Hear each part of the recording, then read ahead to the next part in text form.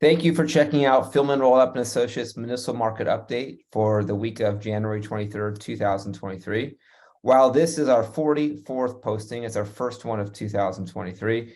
And for municipal market issuers, we have good news. Rates have come down a bit, and I'll share with you the details of that.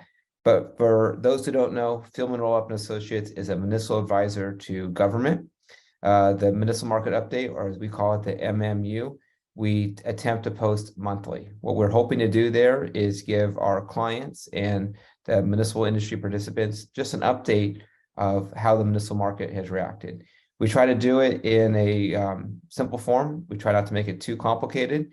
If you have further questions, there's a whole list of professionals in the back that can help with more details of the municipal market. So with that, now I'll get into some of the details of this. Before we do, my name is Adam Bauer, and I serve as CEO and President of Fieldman, Rolapp Associates. So our first slide is focused on the Fed funds rate. And on this slide, we go back to 2005, and you can see there's been increases and decreases over time. But what you're probably noticing is the steepness of the increases in 2022. So beginning in March, there was a 25 basis point increase, then a 50, then several 75s, followed by a 50 at the very end of the year. And so when you're hearing about things slowing down and how quickly the things have changed, a lot of it is because of how much the Fed has increased that overnight rate, or the Fed funds rate. And you can see the details of that there. Now, please keep in mind, a Fed funds increase typically, what most say in the industry, typically is not felt until 6 to 9 months after it is initiated. So the fact that we are starting to hear about retail sales not being as high, about some layoffs with some of the tech companies and some others out there, that is happening in late December or January of 23, that all makes sense, given that we had rate increases that started in March of 2022. Things were really hot, and it took some time for those to be felt. So now you've had a series of increases, and I think a big question is kind of what's next, and we'll find out more in February on that. But there's been a lot of talk that the Fed might not increase at as rapid of a rate as they had been most of 2022. More to come, and we'll talk about that on the February MMU. And so once again, still focus on the federal tax rates, or not tax rates, but federal yields. And so on our first item there, we have the blue line, and that is the U.S. Treasury yield curve on 1/3/2022. You've heard me talk about 1/3/2022 a lot of times, because that was the week that, from my perspective, the world kind of shifted. We did not have the Fed increasing rates yet, but there was talk about it. There was a lot of talk about, is this transitory inflation thing really transitory, or is it true inflation? And it felt to me like the tide started to turn. And then from that point on, rates went up. There were some ups and downs on the way. We have a chart that shows that, but it really felt like rates were trending upward for most of the year. But in that blue line, you see a typical yield curve. The shorter term maturities have a lower interest rate. Now look at that yellowish line. That is the yield curve as of 1/23/2023. That has the 1 year at a higher rate than the 2 year, and a higher rate than a 3 year. And that is an inverted yield curve. And you can look up all sorts of things on inverted yield curve. That's not what I'm going to get into here, but it gives you a real contrast for how things have changed throughout 2022. Also, just look at a gap between the blue and that yellow. Is that if you were buying treasuries at 1/3/2022, those were the yields you're looking at. If you're buying them now, or on 1/23/2023, you can see how much higher the yields are there. So quite the change in approximately 1 year's time. I told you I'd get into kind of how that MMD has changed over time. And so back to that 1/3/2022 date, we started off with the 30-year MMD at 1.5. Now, if you recall, the MMD is the municipal market data. If you're looking at bonds, this is kind of like our Dow Jones Industrial Average. It's a perfect credit, and it's what that maturity was trading for on that date. And so we start off at 1.5. Why don't we just jump all the way down to January 3rd, 2023? It's at 3.57. You can see that's more than double. So once again, I'm showing you substantial changes. But I think what's also important to note is these monthly changes, and that's what that far right is. So in the month of January of 2022, that rate went up by 0.34. And this is particularly interesting to a lot in municipal finance because we typically talk about the January effect. That's typically a very good time to be selling bonds because money's flowing into the market.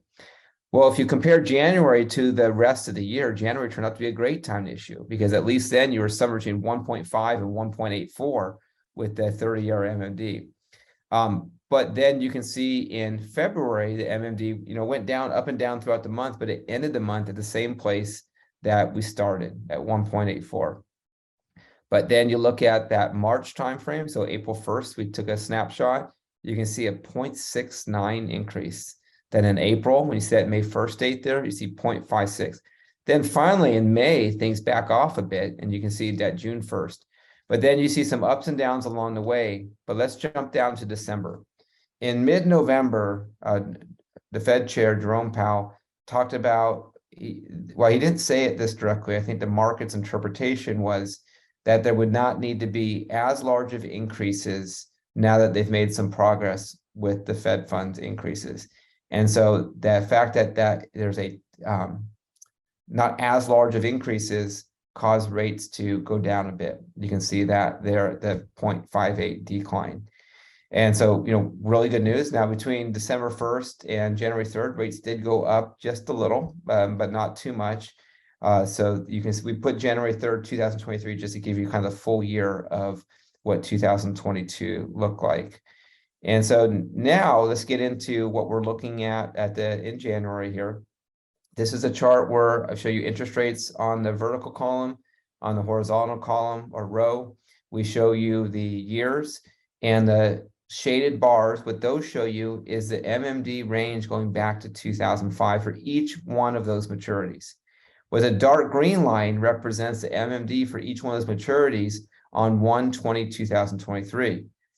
You can see at year one kind of elevate a bit, then it dips down, and then continues on in a pretty flat fashion there.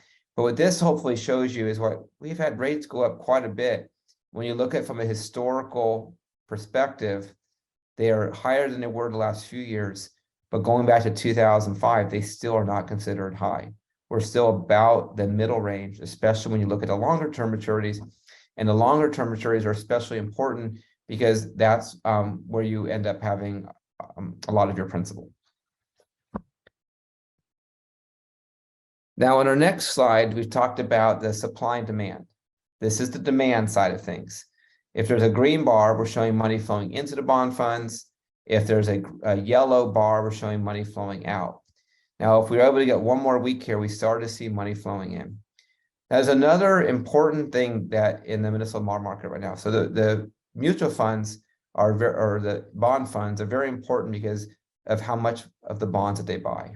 And so when there's outflows, that's hard because those funds have to sell bonds or use cash but once they run out of cash, they have to sell bonds, putting more bonds back in the marketplace, and then they're no longer a buyer either. So that really takes a good piece away. But what's happened is we've had a lot more what they call SMAs, separate managed accounts, and those parties are making up a larger portion of the bond purchases. Now, that doesn't show up in this data though. The other thing about this that I think is very helpful for the municipal bond market is the Wall Street Journal and Bloomberg have had stories over the years about how these bond funds have gotten larger and larger, and there's fewer and fewer of them. So there's been a concentration, and they have more control in the municipal marketplace. And so then it's no longer underwriters saying, if you want these bonds, you better give them to it at this rate, where the financial advisor was telling the underwriter lower rates. The underwriter is trying to tell the investor, if you want the bonds, you have to buy them at this lower rate. There's been some leverage that's moved towards the buyers. Well, as these SMAs become more popular, then we have smaller buyers, a large number of SMAs, and we have smaller buyers buying the bonds. I think that influence on rates can shift back to the issuer's benefit, where you don't have this concentration of buyers. So this chart's not telling the full story. We have SMAs. SMAs are typically smaller, and therefore they don't have as much influence as municipal bond funds. And so I think we've had this is part of the reason why we've had downward pressure on interest rates. So you've had these SMAs that are stepping in, buying some of the bonds, but you've also had very little issuance supply. We have these bar charts here to show you some weekly totals here. We did certainly have a bit more last week, the week of January 16th, but look at the yellow, green, and blue dotted lines. This is showing you the averages for these years, and you can see 2023 is substantially below these other years. And so that's important because there's some additional money wanting to be put to work on municipal bonds, and there's not a lot of supply of them. That pushes rates down.